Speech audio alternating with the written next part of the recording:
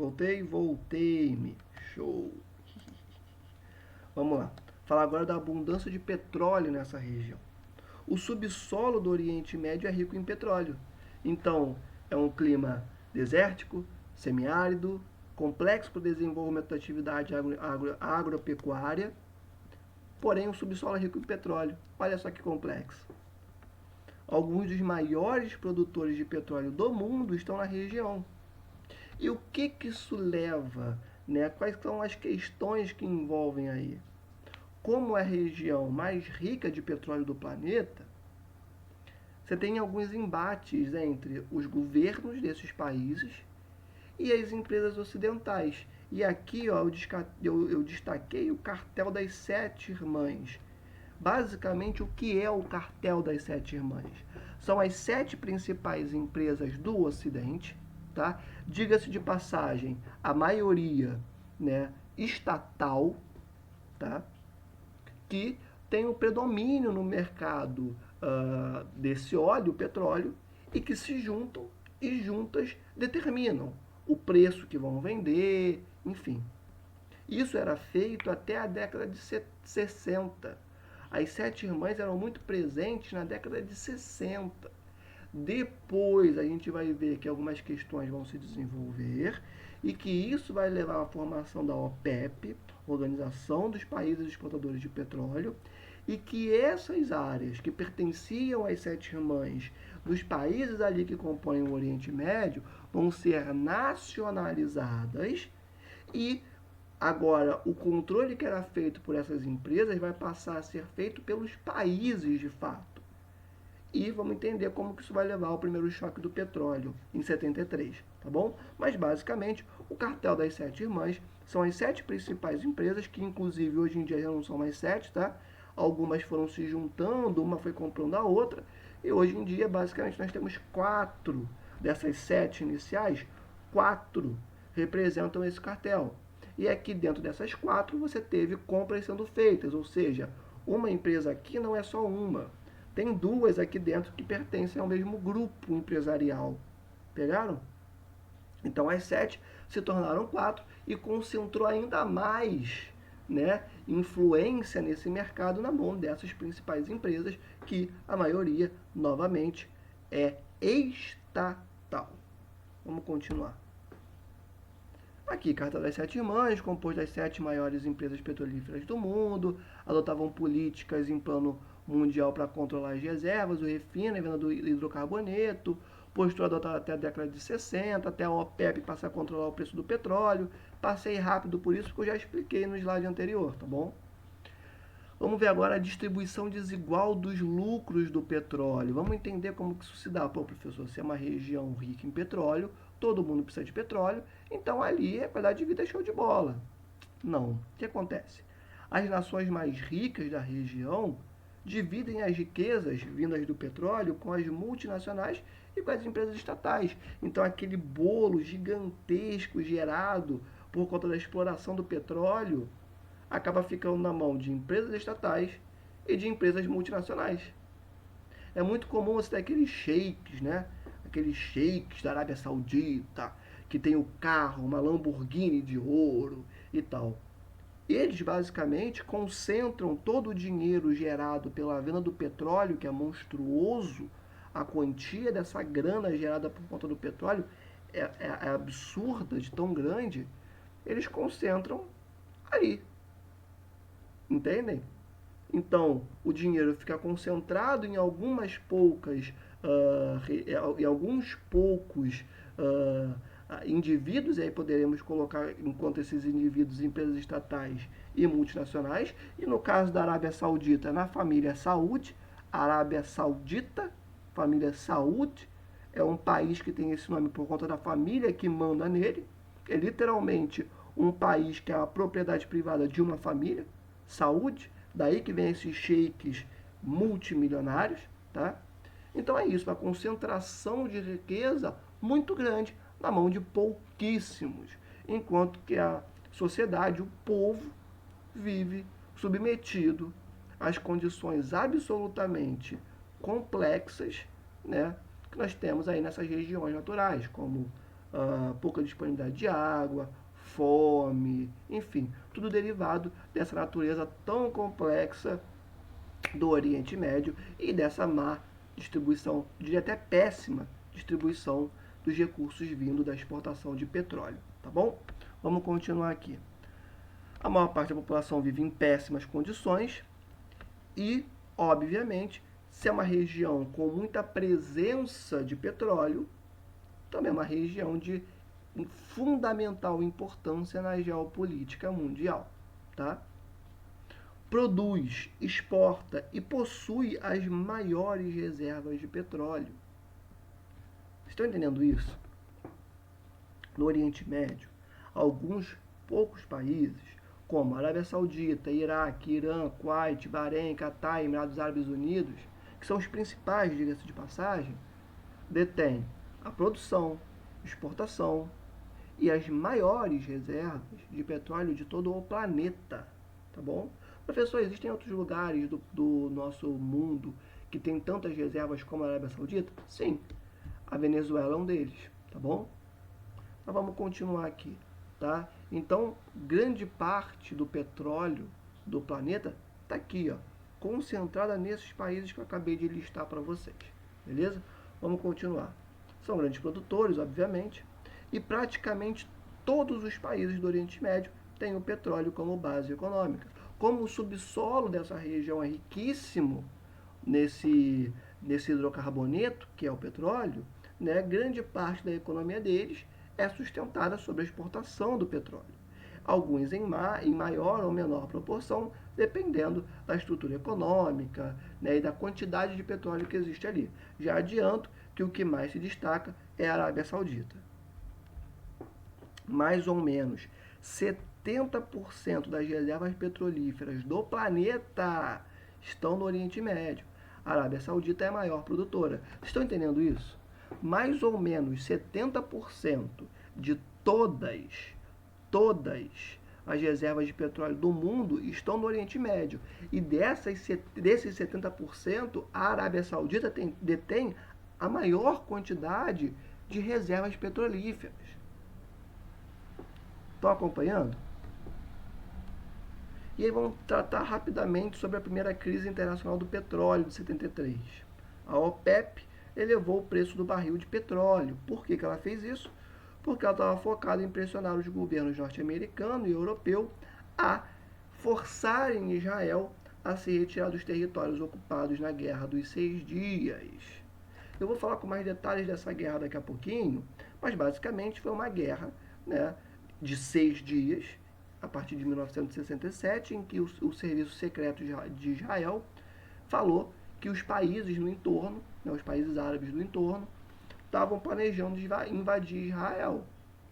E aí, para impedir que isso se desenvolvesse, eles invadiram os países primeiro. E, coincidentemente, esses países que foram invadidos detinham nascentes de alguns dos principais rios, além de oferecer outras características naturais importantes a Israel, como petróleo. Então, eu não estou colocando minha opinião aqui, até porque não cabe eu expor minha opinião para vocês, né? Mas a Guerra dos 6 Dias se desenvolveu porque, e foi isso que eu acabei de dizer para vocês, Israel disse que tinha, a partir do seu serviço secreto, contactado informações dos países ao seu redor que iriam invadi-la. Para impedir, ela invadiu primeiro. Essa é a versão de Israel. Os países que foram invadidos falam, cara, eu não invadi ninguém, estava tranquilão no meu canto. Inclusive, eu não tenho nem poder bélico para isso. Israel é gigante, eu estou tranquilão, suave. Beleza? Então, essas são as duas posições. Israel diz que existia um plano de invasão e o ataque, né?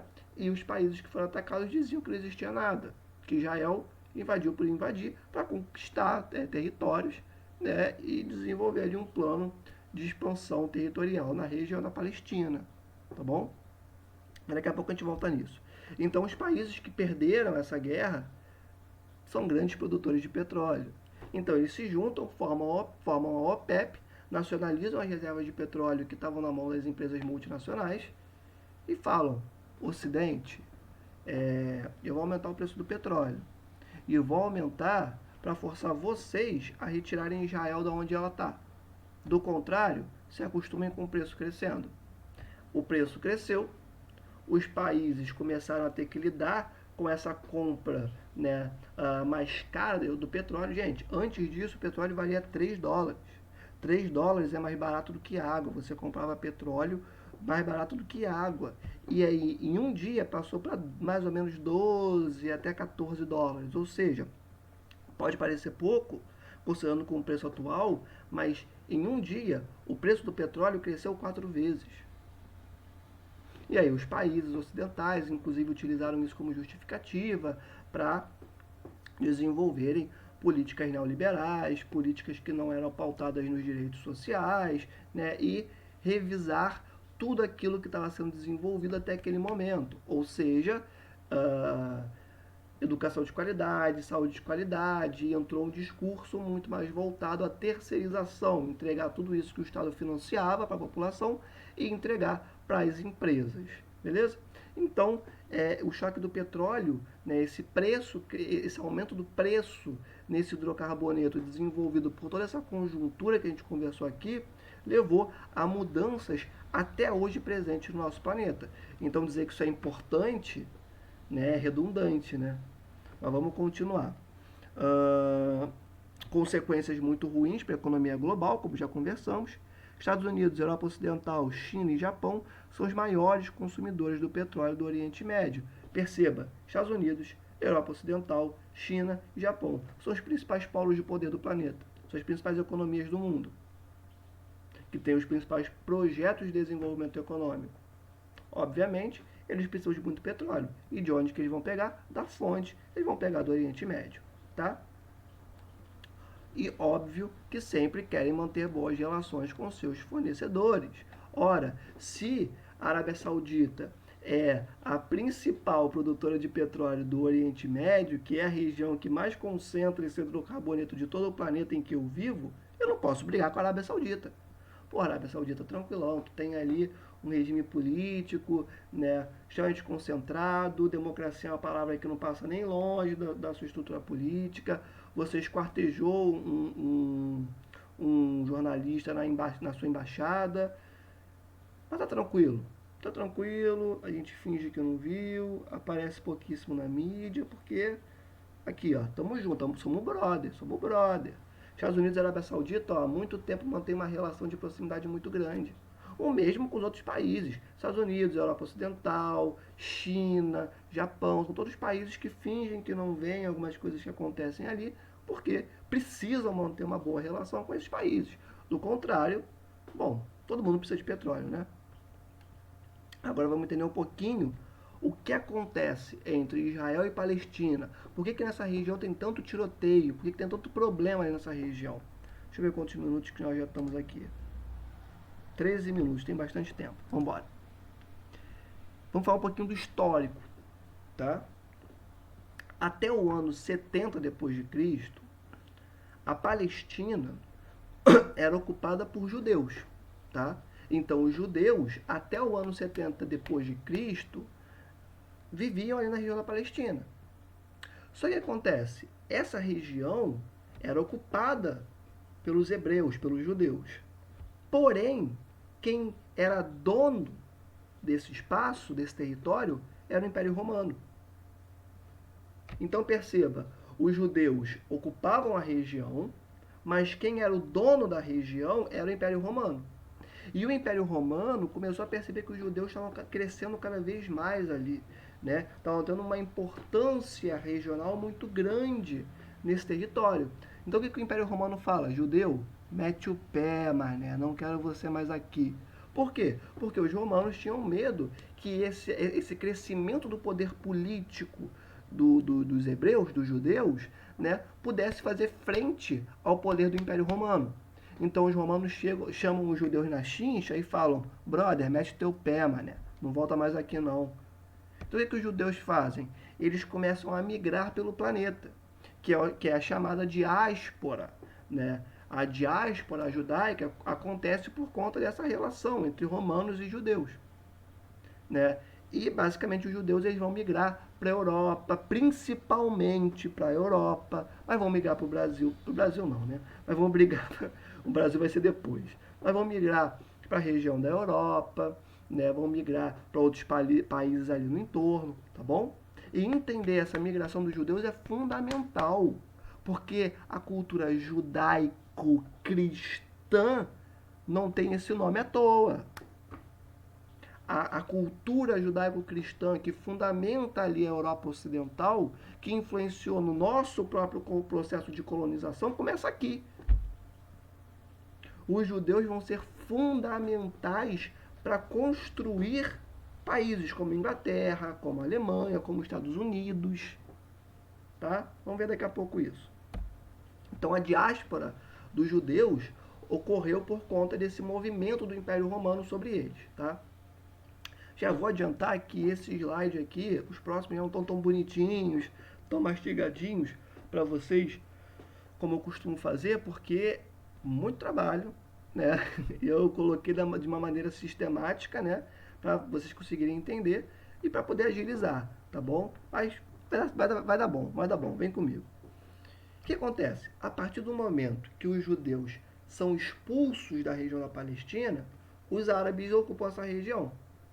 Então o que aconteceu? Os judeus foram mandados embora. E a galera do lado, que eram os árabes, ocuparam essa região. Tá? Ou seja, do ano 70 depois de Cristo para cá, quem ocupa essa região são os árabes, são os palestinos, são os muçulmanos. Beleza? O que acontece? Quando os judeus eles foram para a Europa, eles não foram recebidos com um beijo e abraço. Não, muito pelo contrário. Historicamente, os judeus sempre foram extremamente perseguidos na Europa.